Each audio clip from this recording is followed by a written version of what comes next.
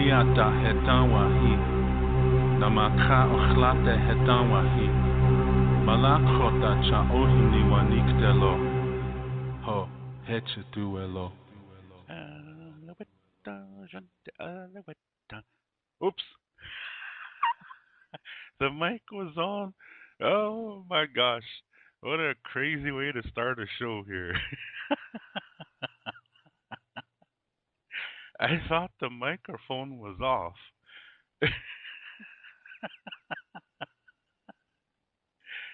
Oh man, welcome to Lakota Heart and Soul. Today is kind of chilly here in Berlin. It was 2 degrees Celsius, but it said felt like -3. That's really cold. So I put on my leather coat and went to the store, and geez, it's a cold walk. Yeah? That was a good idea. But it woke me right back up, yeah. So I did my shopping and came home and went to bed. Oh my Jesus. Yeah, and all day was kind of chilly. Yeah, like our high today is only 10 degrees Celsius, but it says feels like 4 degrees. So it's still chilly. Why don't they just tell what it feels like, yeah? Instead of saying a number we don't feel, you know what I mean? That's like when you meet a girl online and she tells you she's the same age as you. Then you meet her and she's like 20 years older than you. It's not cool, yeah? She just felt 20 years younger, but she sure didn't look like it, yeah? Oh, man.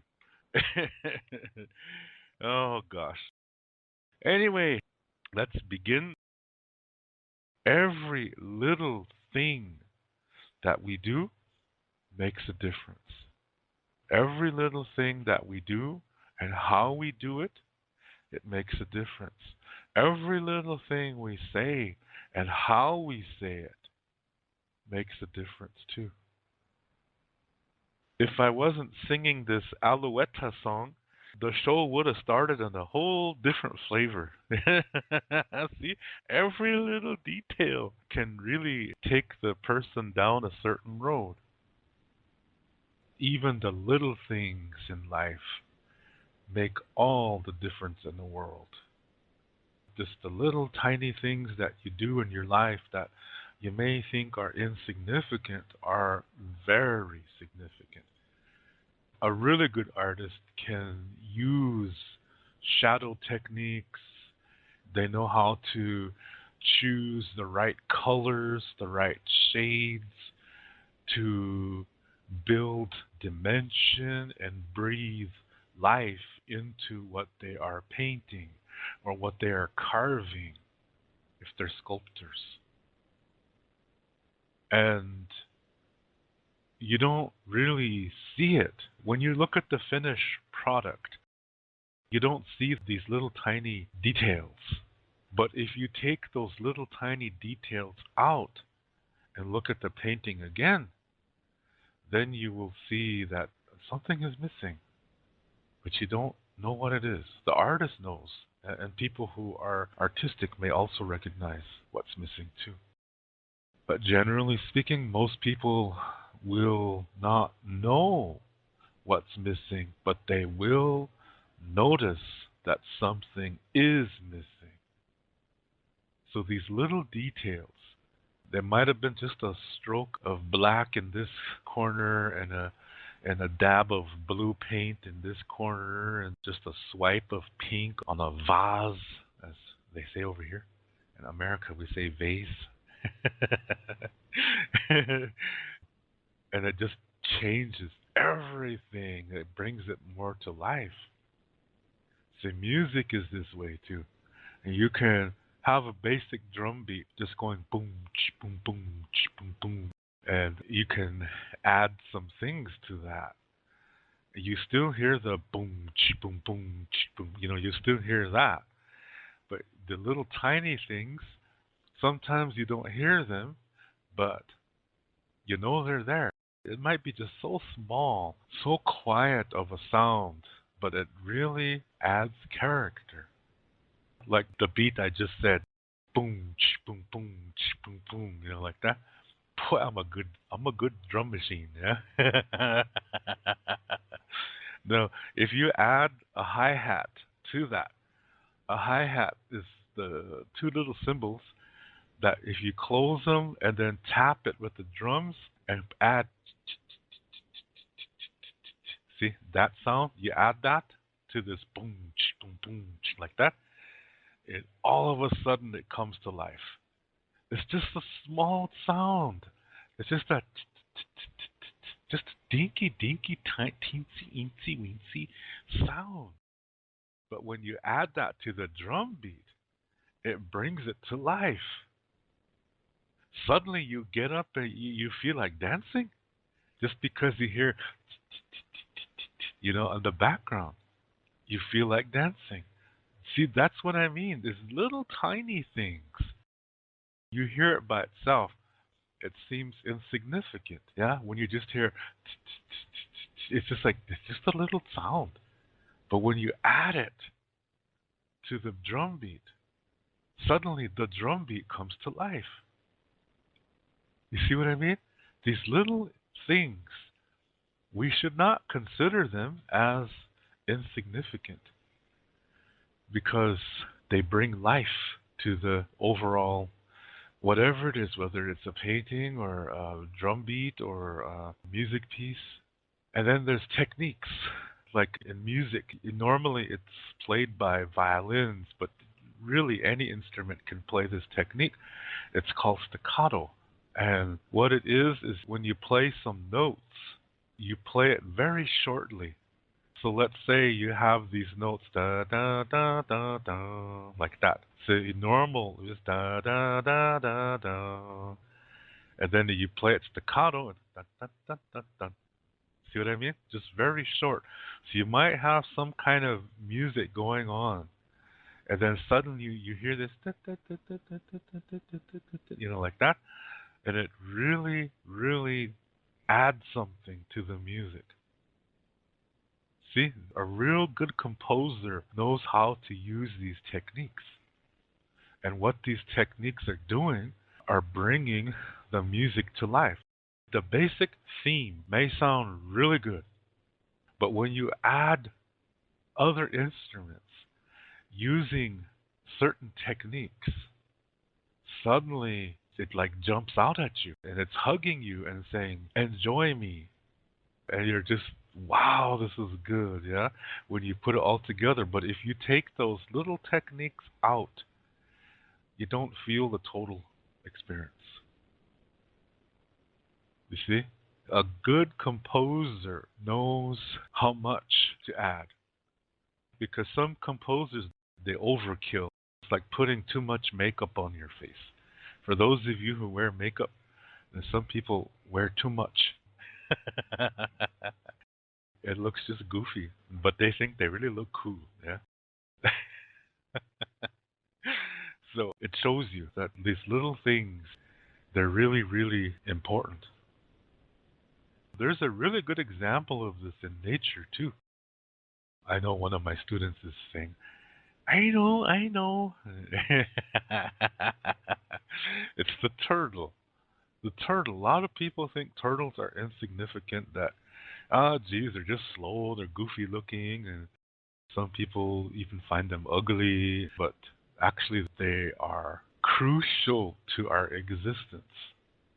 Turtles are crucial to the existence for all life. That includes humans, it includes animals, it includes plants. Turtles are very crucial for this.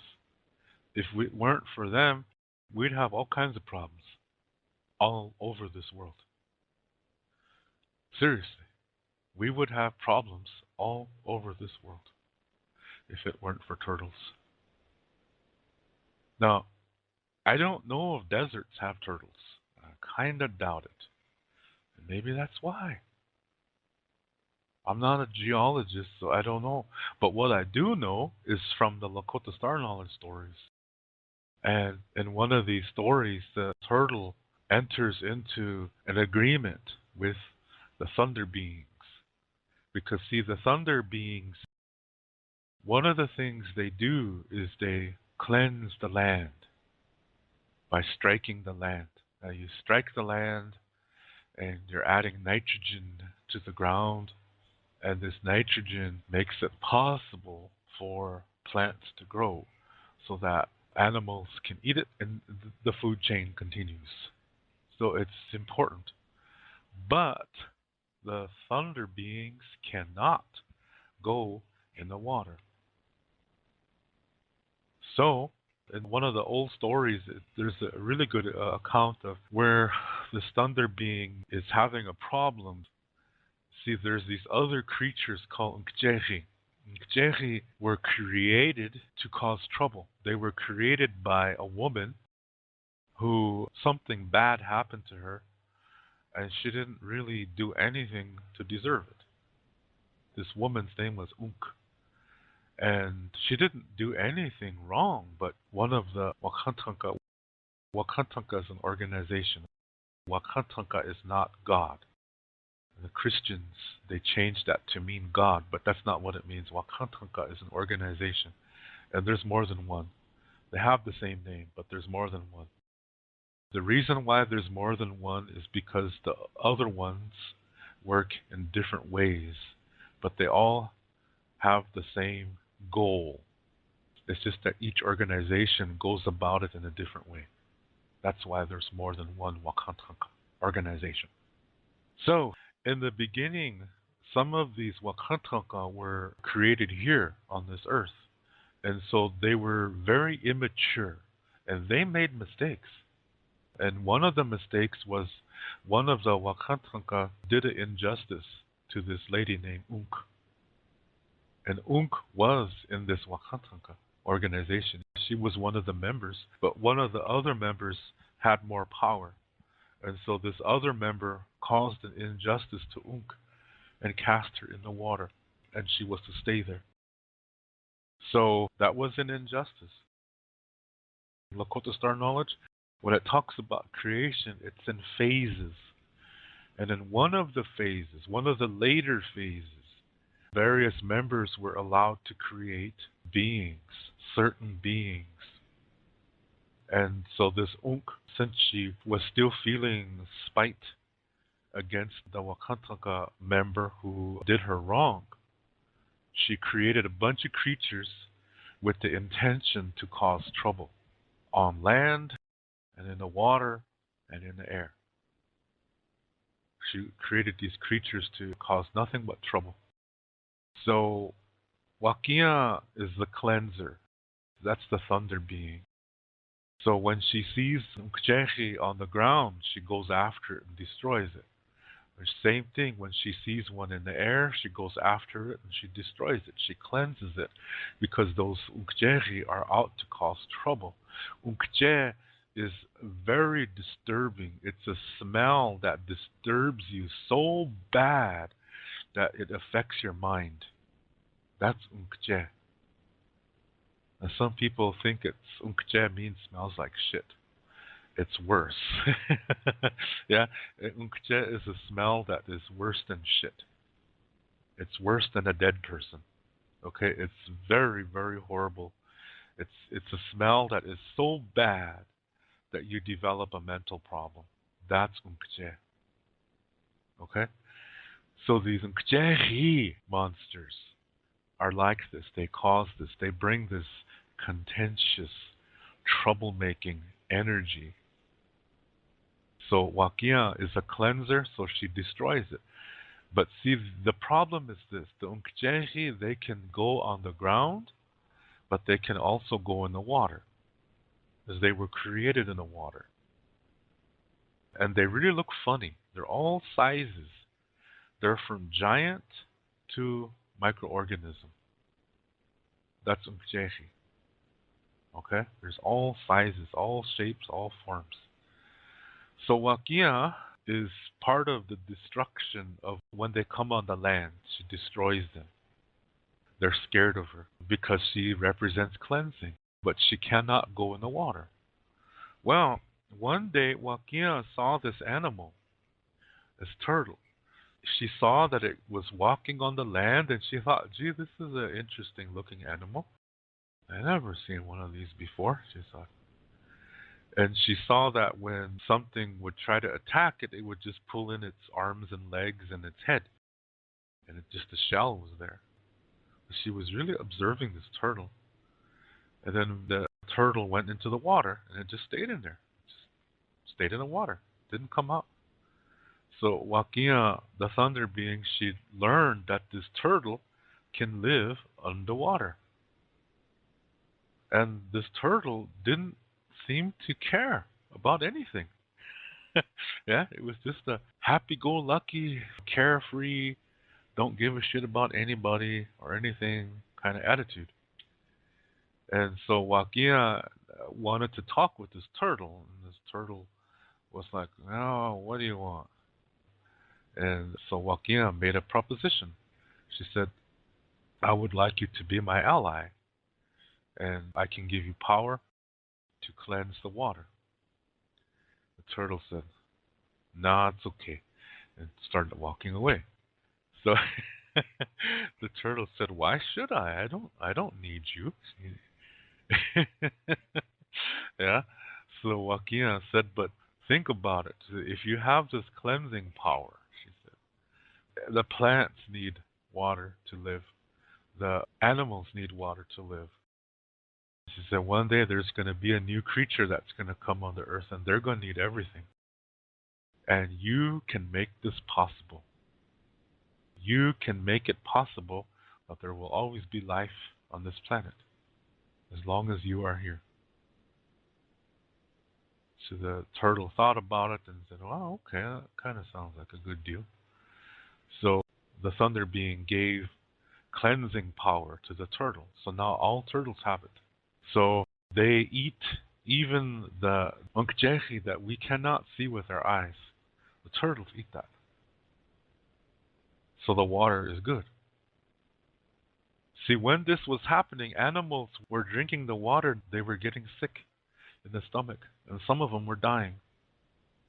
Plants started to dry up, and something happened to the ground. The ground started to dry and crack and turn to dust, and it was not good. It's alkali. So this is what happens when there's no turtles. And this is what happens when these bacteria grow and grow and grow. This bad bacteria. It kills people, makes animals sick, and plants too, and it even makes the ground sick, and it poisons the water. So if it wasn't for the turtle, this probably would have happened to the whole earth. So the turtle, we think it's so insignificant, but it's this little animal that makes it possible for all life to be here. And the turtle has the thunder being as its companion. They are allies. They work together. Wakia governs the land and the air, and the turtle governs the water. So that's why if you have your own house and you're making a garden, you put a pool there and some fishes and stuff like that.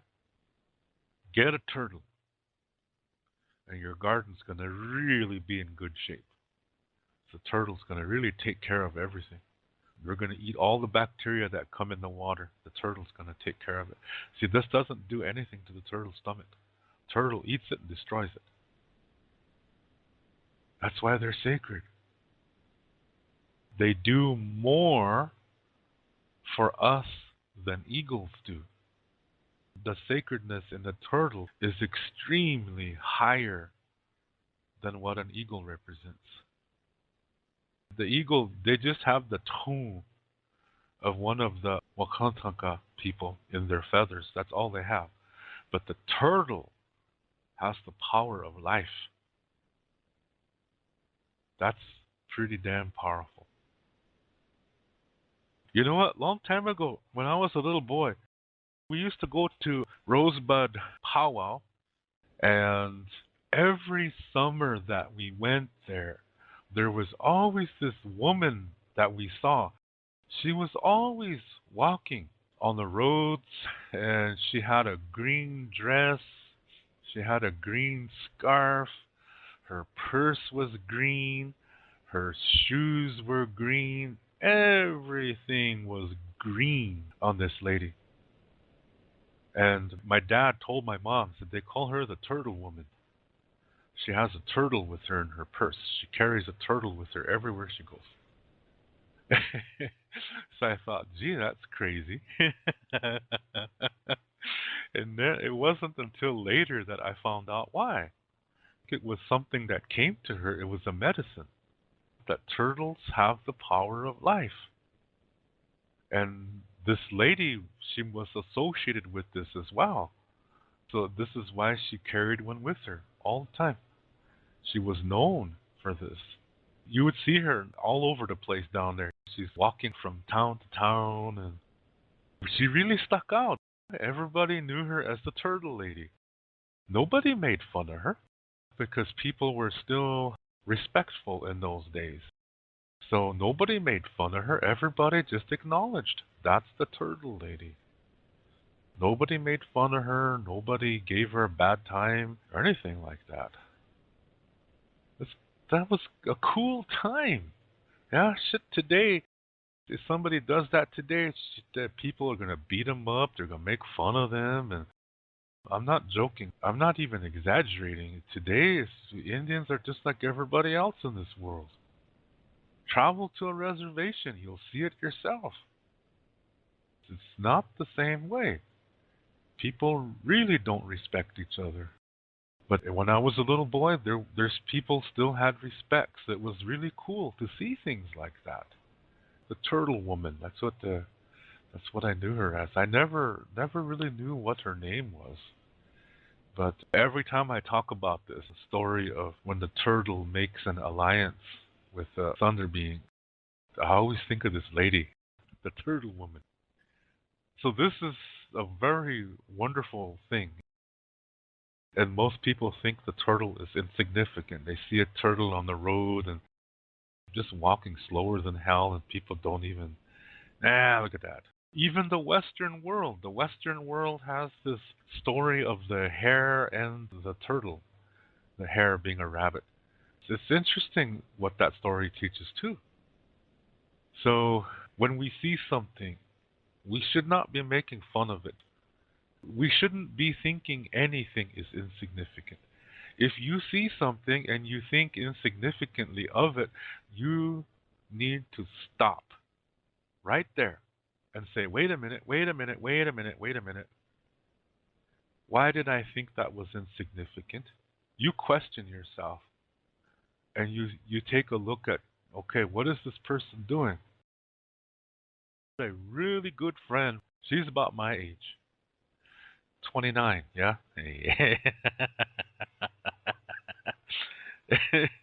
29 going on 16.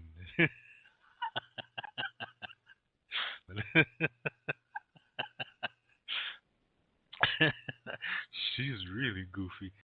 When she and I were becoming friends, she told me about her life, and she really lived a difficult life.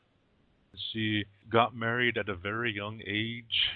Her husband didn't do anything, and so they ended up on welfare. And she started to get into some bad things, but she hit a low, a really all-time low. And then she realized, you know what? She don't want to live like that.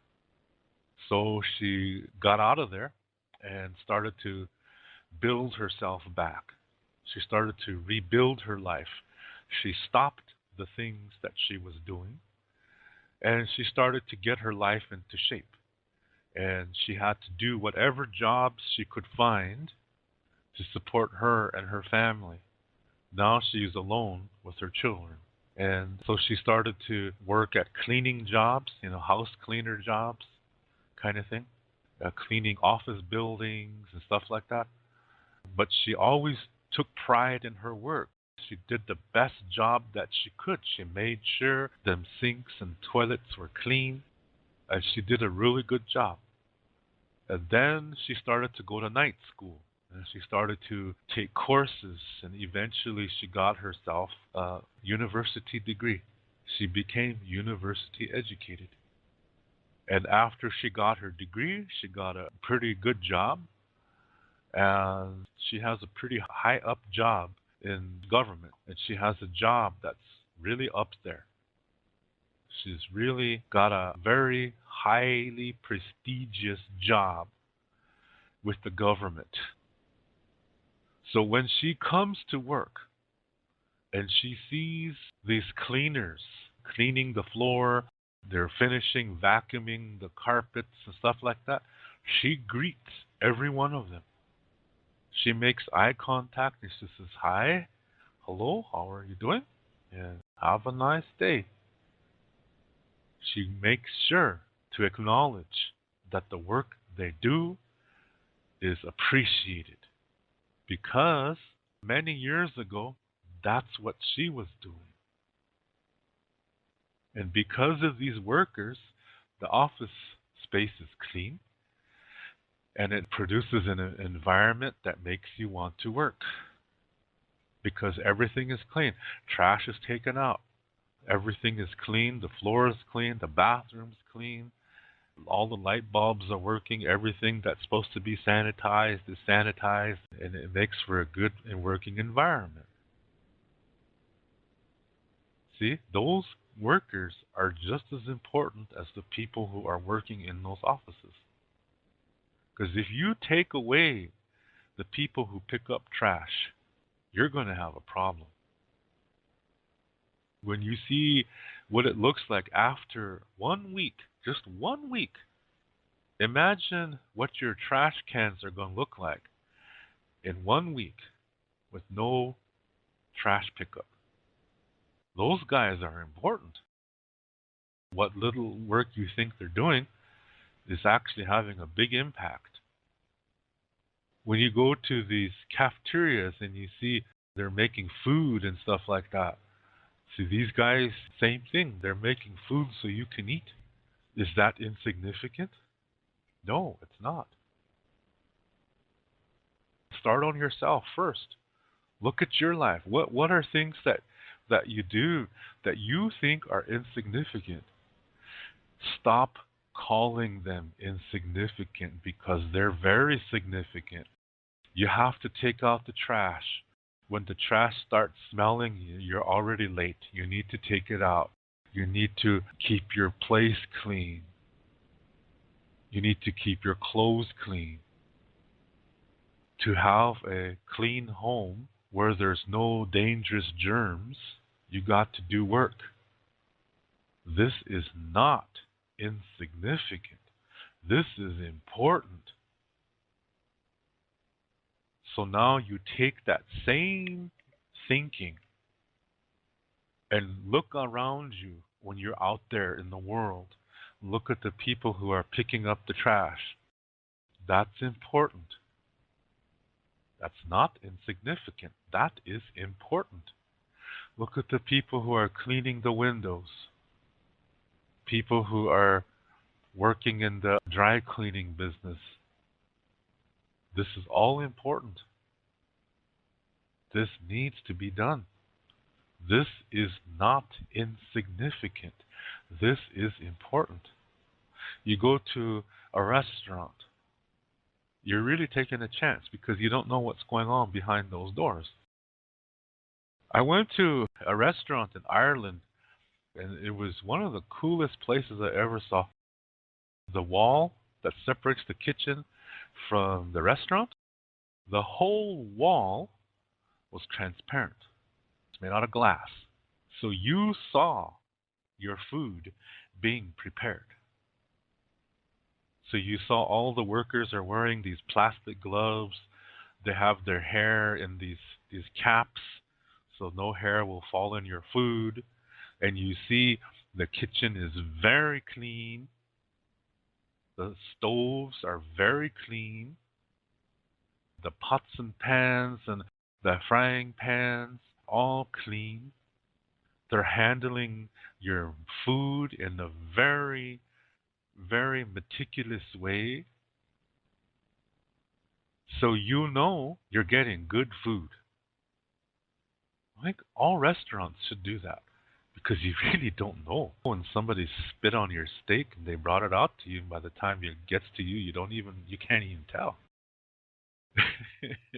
You see what I mean? So when you look at something and you think it's insignificant, question yourself immediately. And you prove to yourself, is it really insignificant? Ask yourself that. When somebody says, oh, that's not important, I really don't like it when they say that because it might be important. Maybe to that person it isn't, but to somebody else it might be important. And as long as it's that way to somebody, it is significant. It is important. You may not see the effects of it, but it's important because once you take it away, you're going to see. Never think something is insignificant. Because when you do that, you're missing something. You're missing an opportunity. When you say, oh, that's not important, you just missed an opportunity. It might have an answer to something you're searching for. Never, ever say something is not important because it might lead you to the answer. And so if you say something is not important, you missed it. Now you lost the answer. You lost the solution. Now you're headed down the road of close-mindedness, which is duality. Just think about it. I thank you very much for taking time to tune in and listen to this show. I do really appreciate it. I wish you a good morning, good day, good afternoon, good evening, good night, sweet dreams, wherever you are, whenever you're listening to this. We don't have a word for goodbye because for us, everything is circular. There is no end. So that's why we don't have that word goodbye in Lakota language. Instead, we say until next time, which is Doksha Ake. To read more about Lakota Star Knowledge spirituality, you can read my book called Wichocha Otechike. You can see the book cover on the right side of this screen. This book contains the information to what I talk about on my Lakota spirituality videos. To purchase this book, please click below where it says Show More. Clicking on that link will open up the description below. And there you will see a link called To Purchase My Books. As you will see, it's an eBay link. Click on that eBay link and there you will see the information to get this book. Lila Pilamayelo. Thank you very much.